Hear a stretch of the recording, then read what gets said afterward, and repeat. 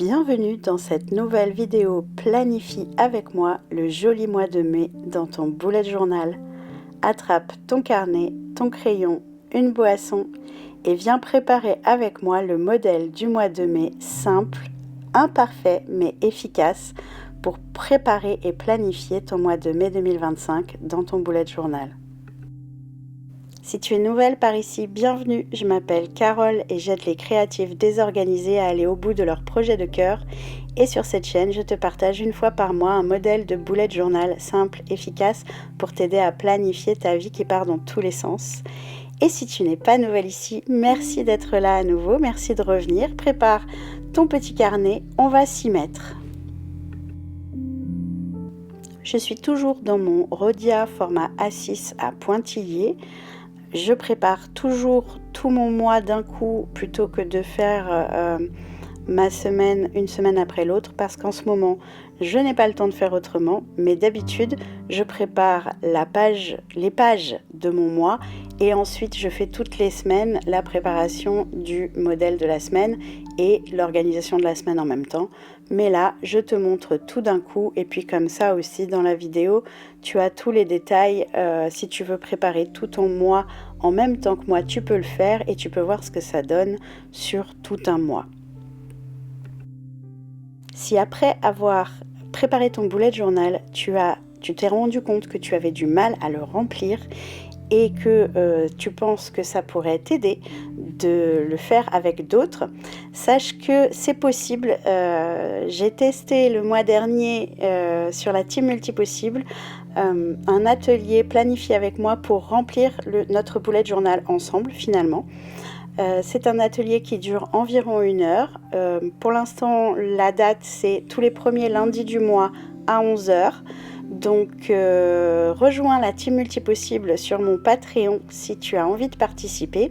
C'est 2 € par mois et tu as 7 jours d'essai gratuit complètement. Tu peux annuler à tout moment, il n'y a pas d'obligation.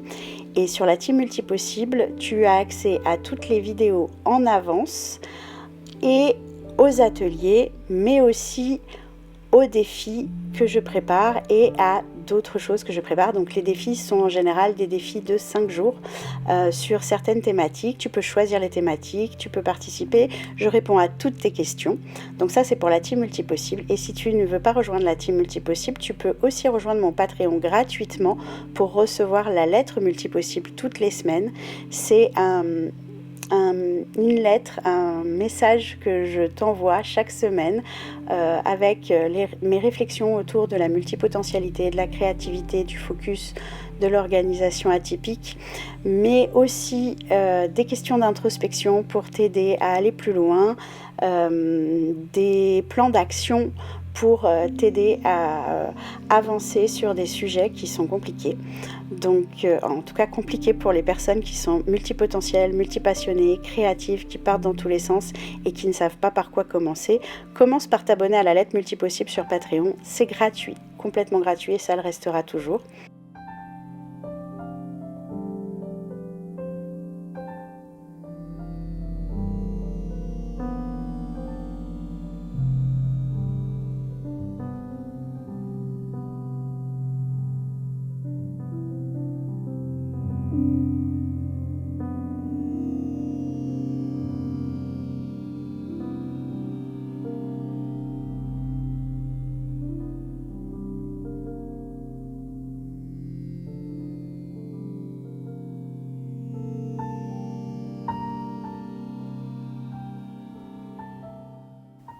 Pour la préparation de ce mois de mai, je prépare une page de garde, une première page avec le mois d'un coup d'œil et je laisse beaucoup de place. J'aime toujours laisser un maximum de place dans mes préparations de journaux parce que soit je laisse vide et ça fait une respiration, soit si j'ai envie de noter des choses, j'ai la place de le faire. En général, sur une page de garde comme ça, j'ai parfois dans le mois une citation qui m'a marquée et que je vais aller noter ou une affirmation sur laquelle j'ai envie de me concentrer. Ou alors je peux aller revenir noter certains objectifs qui sont vraiment très importants. Ces derniers temps, j'ai aussi utilisé cette page pour aller noter les événements importants, les deadlines, les choses à pas oublier. Sous le calendrier, je vais aller faire une petite liste des événements importants qui m'aident aussi à faire mes bilans, parce que je vais aller jeter un œil sur cette page de garde et j'ai tous les événements principaux qui sont rassemblés. Ensuite, je passe à la page de garde du mois de mai. Et bien sûr, première boulette, sur mon format A6, pour faire rentrer les 30 jours, j'aurai besoin de 30 lignes, donc j'aurai besoin d'une double page. Et là, j'ai commencé à la faire en mode horizontal, alors qu'en fait, dans ce carnet, j'aime bien la faire en mode vertical. Donc là... je prépare mon truc, je réalise que je me suis plantée, j'efface et je recommence. Donc sur cette page, je mets un jour par ligne, c'est ma page fil rouge du mois. En ce moment, j'aime bien séparer, donc faire ça un jour par ligne et séparer perso et pro, parce que j'ai beaucoup de choses à faire dans les deux sphères et c'est les deux sphères principales en ce moment qui me prennent du temps et de l'énergie et que j'ai besoin de planifier et sur laquelle j'ai des événements concrets à noter avec des dates et des deadlines et tout ça. Donc je divise ma page en deux à l'aide de la liste de jours et je vais aller noter un côté perso, un côté pro. Donc à chaque fois que j'ai un événement, je vais aller le noter ici sur cette page à la date. À chaque fois que j'ai une deadline, je vais aller la noter sur cette page. Je vais aller noter les jours fériés et cette page, elle va m'aider un petit peu à voir mon mois d'un coup d'œil. Donc au début du mois à l'organiser et à la fin du mois à faire le bilan. Je vais au début du mois, donc quand je vais remplir mon bullet journal, pour remplir cette page, je vais aller regarder dans mon futur log, au début de mon bullet journal, là où j'ai l'année en entier et où je vais aller noter tous les événements futurs dans la case du mois qui correspond. Donc je vais aller regarder là dans la case du mois de mai ce qui a été noté jusque là. Je vais aller vérifier dans mon agenda s'il y a des choses que j'ai oubliées et je vais aller noter tout ça pour avoir vraiment une vue d'ensemble de ce qui va se passer tout au long du mois. J'essaye de faire une mise en place simple, rapide.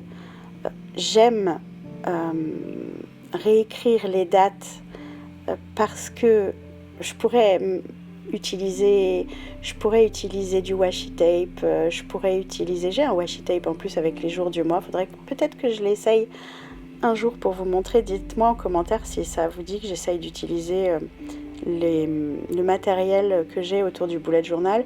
Donc j'ai du washi tape avec les dates, je pourrais utiliser des tampons, je pourrais utiliser des stickers, mais j'aime bien le fait de réécrire la date. Ça prend effectivement du temps, ça me prend une demi-heure de mettre en place un bullet journal pour un mois, mais ça me permet de me resituer dans le temps.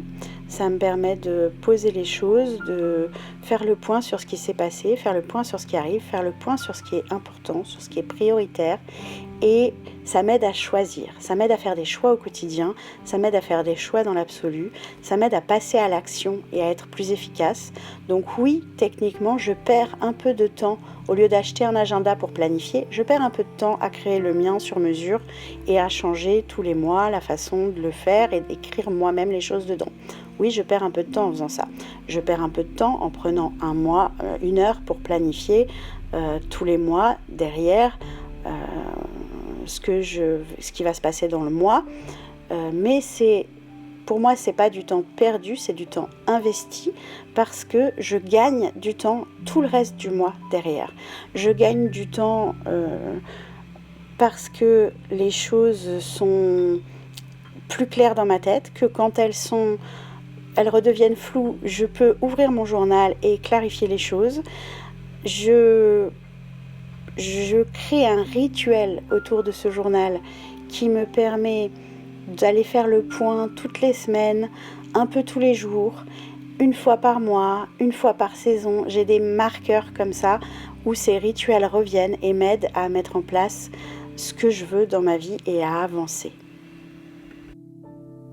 Donc là, je termine la page suivante qui est ma page de bilan, comme d'habitude. Qu'est-ce qui s'est bien passé? Qu'est-ce qui s'est moins bien passé? Qu'est-ce que j'aurais pu faire plus ou différemment? Et qu'est-ce qui arrive à l'horizon?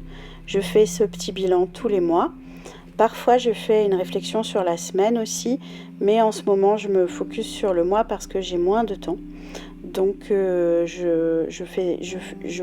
quand je prépare mon bullet journal, en général, au début du mois, je vais aller faire le bilan du mois précédent pour préparer mes priorités et mes objectifs du mois suivant. Je vais aller faire le point sur ce sur quoi j'ai réussi à avancer, ce qui est resté procrastiné, bloqué ou qui est devenu inutile ou pas nécessaire. Et je vais aller faire le point sur mes priorités. C'est la page que je prépare là. Donc c'est une page sur laquelle je vais réfléchir aux 3 choses les plus importantes pour moi pendant ce mois-ci. Quels sont les 3 domaines sur lesquels il faut que je mette mon focus? Quelles sont mes 3 priorités? Quels sont mes 3 grands objectifs de ce mois-ci? Qu'est-ce que je veux accomplir pendant ce mois et comment je compte m'y prendre? Quelles sont les étapes? Qu'est-ce qui arrive à l'horizon qui nécessite que je mette en place ces objectifs, ces priorités? Bref, sur cette page, je vais choisir sur quoi je vais me concentrer et je vais aller faire le point sur les grandes étapes, sur ce qui arrive à l'horizon, sur aussi quels sont les points que je veux surveiller, quelles sont les statistiques que je veux garder, comment je vais voir si j'ai réussi à faire évoluer mon objectif ou pas. Et j'ajoute également une petite case où noter mon intention pour le mois que je vais poser au début du mois. Je vais choisir une intention, choisir une affirmation, quelque chose qui va m'inspirer, me motiver et qui est en rapport avec ce que je veux en priorité pour moi, pour ce mois qui arrive. Et pour terminer cette page, je fais une petite case de tracker pour mes stats, ce que je veux en fait surveiller. Donc moi j'ai mis mes vidéos YouTube parce que j'aimerais réussir à passer à 2 par mois. Donc c'est un objectif important pour moi. Mes publications Patreon et mon temps de travail, mais aussi mes jours de lecture et le nombre de mots que j'ai écrits, mais aussi le temps que je passe à m'occuper de ma maison parce que j'ai tendance à passer plus de temps sur la maison que sur le reste et du coup à pas avoir le temps pour certaines choses importantes pour moi. Donc j'essaye de rééquilibrer ça en ce moment, donc c'est quelque chose que je veux traquer. Donc le fait de le noter dans mon bullet journal, je traque mon temps sur une app, sur A-Tracker. Et je viens à la fin du mois screenshotter mes statistiques, mais là comme ça je vais les noter dans mon bullet journal et toutes les informations seront rassemblées à un endroit facile à trouver pour moi. Bien sûr, tu peux tout à fait modifier cette case avec les statistiques que toi tu veux noter ou mettre toute autre chose dedans ou complètement l'ignorer. Moi, j'avais envie d'avoir un endroit où je peux retrouver tous les mois sur une page ces informations, au moins pendant la saison qui arrive.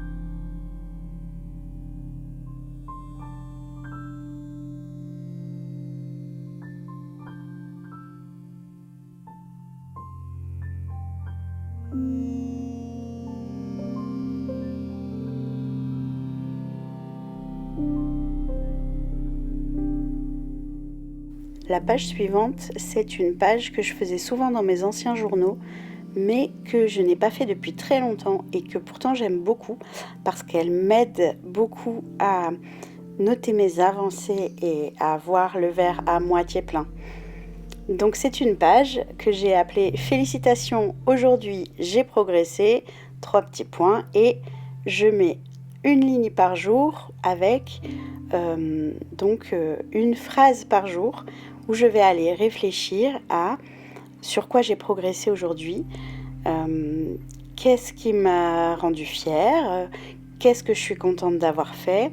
C'est pas nécessairement de la gratitude, c'est plus aller reconnaître au quotidien les choses qui peuvent passer à la trappe parce que ça paraît normal de le faire, alors qu'en fait ça t'a demandé un effort, ou c'est quelque chose que tu voulais faire depuis longtemps, ou il y a tout un tas de raisons et qui font que ce sont en fait des choses importantes et ça aide terriblement à construire sa confiance en soi et son estime de soi.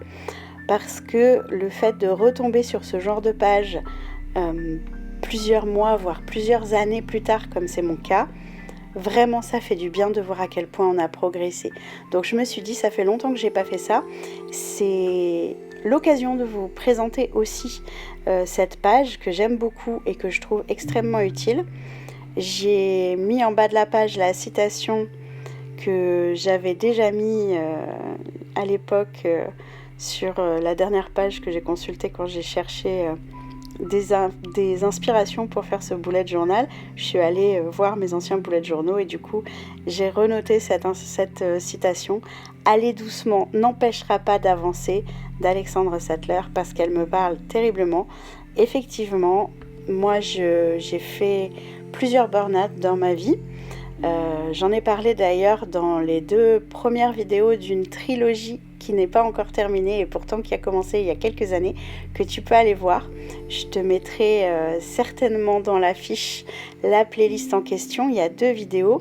Une vidéo avec Clémence Pex-Lavallée, qui est une spécialiste de la sophrologie, si je ne me trompe pas, et du burn-out, et qui nous explique les étapes du burn-out. Donc c'est une interview.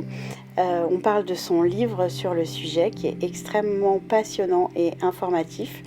Et une vidéo avec Sandra Effervescience qui nous parle de prévention de burn-out pour les cerveaux effervescents, c'est-à-dire les cerveaux atypiques, multipotentiels, neurodivergents. Et donc c'est aussi une interview absolument passionnante que je t'invite à aller regarder si le sujet te touche, parce que elles sont pleines de conseils de personnes vraiment éclairées sur le sujet, et je trouve que c'est important de se renseigner sur le burn-out quand on est multipotentiel et créative, et encore plus quand on a des passions et qu'on en fait son métier, parce que même, je sais pas pourquoi je dis autant plus, parce que c'est pareil dans les 2 cas, qu'on ait un travail alimentaire mais prenant, ou qu'on ait un métier passion, on va avoir tendance à pousser jusqu'au burn-out. C'est vraiment quelque chose de très récurrent chez les multipotentiels et chez les personnes neurodivergentes de manière générale. Donc le burn-out, il a des signes différents pour chacun, mais il y a quand même des choses qui se regroupent et c'est important de comprendre de quoi il s'agit. La vidéo numéro 3 arrive bientôt, elle fait partie de ces vidéos que j'aimerais pouvoir poster pour passer à 2 vidéos par mois. Donc abonne-toi si tu veux voir la suite, parce que normalement, croisons les doigts, je vais y arriver et elle va sortir bientôt. Et pourquoi aller doucement n'empêche pas d'avancer? Parce que après avoir fait plusieurs burn-out, en fait, quand on fait un burn-out, on récupère pas complètement derrière. Il y a quelque chose qui change dans notre façon de fonctionner, dans notre niveau d'énergie, et à chaque burn-out, on empile. Donc, quelque part, en tout cas, moi, de mon expérience et de ce que je vois autour de moi, après un burn-out, c'est important d'apprendre à ralentir. Et c'est important du coup d'apprendre à ralentir en prévention pour ne pas faire de burn-out, ce qui est l'idéal. Mais si le mal est déjà fait, ça devient un indispensable. de se dire que c'est pas parce que tu ne peux pas faire aussi vite qu'avant que tu ne peux pas le faire. Tu peux le faire, tu peux aller plus doucement, tu peux avoir différentes techniques pour t'organiser. En tout cas, l'idée principale, c'est que ralentir fera que effectivement tu vas aller plus doucement, mais tu vas le faire quand même, et ça aide à pas perdre l'espoir et à reconstruire derrière une nouvelle identité de la personne que tu es devenue après ces burn-out qui t'ont changé. En tout cas, c'est ce que je ressens, donc c'est une citation qui me touche énormément.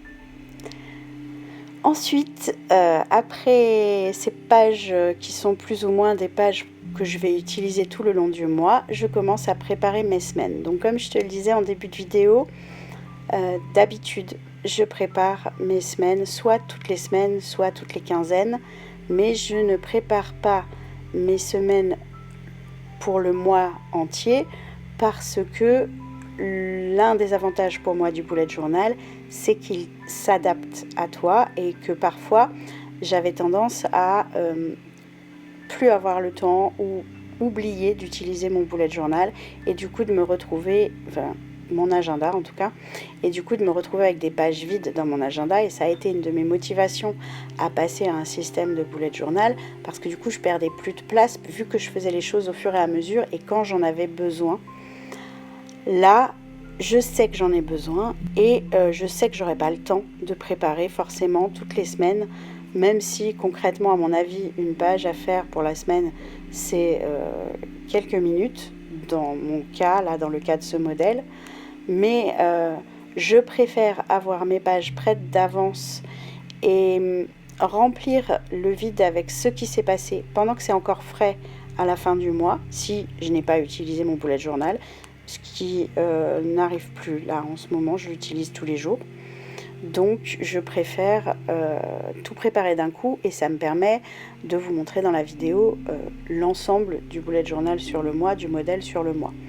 Mais bien évidemment, tu peux toi aussi juste préparer ton mois et la première semaine et ensuite préparer chaque semaine, une semaine après l'autre, ou faire tout d'un coup. Ça c'est en fonction des besoins de chacun, de la vie de chacun, des préférences de chacun. Et moi, tu vois, moi, ça, je fais les choses évoluent, les choses se font différemment. Je pense que le fait de faire des vidéos aussi fait que ça me paraît plus simple de tout faire d'un coup parce que comme ça, je peux tout montrer dans la vidéo. Mais bon, c'est comme ça que ça marche en ce moment. On verra si ça change plus tard. Pour l'instant, j'ai beaucoup de choses à gérer et j'ai besoin d'avoir mon agenda, entre guillemets, prêt devant moi. Donc, pour les semaines du mois de mai 2025, j'ai choisi un modèle extrêmement simple. Le numéro de la semaine en haut de la page, la lettre du jour en gros, le nombre du jour en plus petit et une ligne par jour. Sur mon petit carnet, j'ai pas pu avoir assez de place pour mettre le samedi et le dimanche sur une ligne, donc je les ai mis en colonne. Et je laisse la page d'en face vide pour l'instant. Je verrai ce que j'en fais plus tard. J'ai pas prévu forcément de faire une liste tout de suite de choses à faire pour la semaine. J'ai envie de mettre de la place pour faire mes plans de menu. J'ai besoin de réfléchir à tout ça. Donc je laisse la page vide et je verrai ce que je fais au fur et à mesure de l'utilisation. Je prépare chaque semaine de la même manière. Et ensuite, je viendrai, pendant la préparation, remplir à la fois sur la page du mois et à la fois sur chaque jour en détail les événements, les choses importantes, les choses à ne pas manquer. Comme ça, quand je commence ma préparation de la semaine, je vois tout de suite ce qu'il y a dans la semaine aussi, j'oublie pas. Après, je le fais pas systématiquement, hein. Parfois je le fais juste quand je prépare ma semaine, je vais aller voir sur la page du mois ce qu'il y a pour cette semaine-là et le reporter dans la semaine. Mais là, j'essaye de prendre de l'avance sur mon organisation pour avoir vraiment un maximum de temps libéré pour autre chose ces prochains mois. Cette saison va être pas mal intense pour moi, donc j'ai beaucoup de choses à réfléchir. J'avais pas de buvard, donc j'ai utilisé un essuie-lunettes qui a déjà servi à essuyer de l'encre, donc qui est déjà taché. Donc voilà, bien évidemment je me trompe dans le numéro de la semaine, donc boulette, Tipex, et on recommence, c'est pas grave. Bref, je te laisse préparer ou pas tes semaines, sinon tu peux avancer jusqu'à la fin de la vidéo. Je te montre comment j'utilise mon bullet journal au quotidien. Ensuite, je te montre comment je prépare une page quotidienne après avoir fini de préparer toutes mes semaines.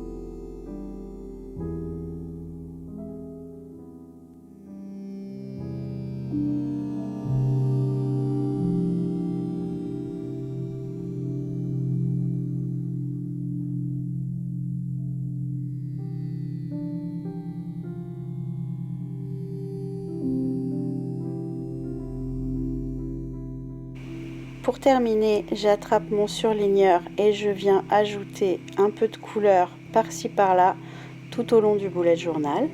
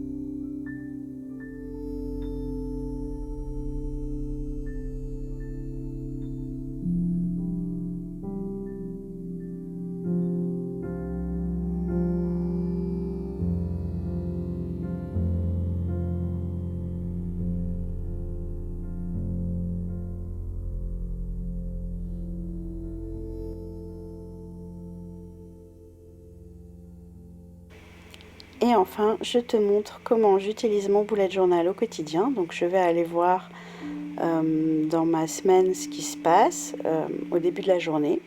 Et je vais me préparer une page de la journée. Je ne fais pas ça systématiquement.